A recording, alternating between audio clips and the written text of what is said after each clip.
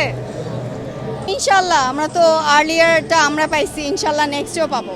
No regrets, ভালো খেলছে। লাস্টের ম্যাচগুলোতেও তো মনে হয়নি ওরা ওভারকাম করতে পারবে।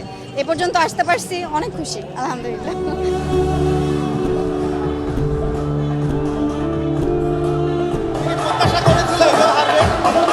না,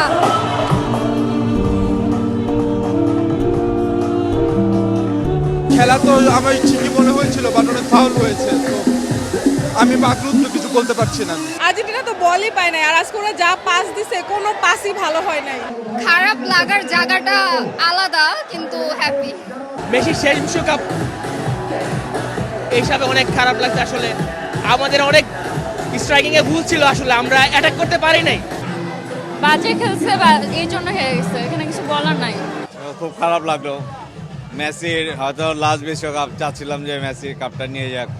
অনেক খারাপ লাগতেছে, চিন্তা করছিলাম আমরা জিতবো, জিততে পারিনি, অনেক খারাপ লাগছে। খুবই দুঃখজনক। এটা মাইনে নেওয়ার মতন না, খেলা খুবই বাজে হয়েছে।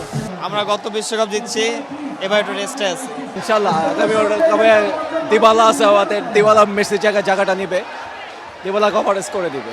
অনেক খারাপ হয়েছে, তবে স্পেন অনেক ভালো গেছে। স্পেনের জন্য শুভকামনা। আসলে আপনারা তো জানেন যে খেলার মধ্যে হার জিত থাকে, ঠিক আছে, আবার ভাগ্য, মানে ভাগ্য বলে একটা কথা থাকে।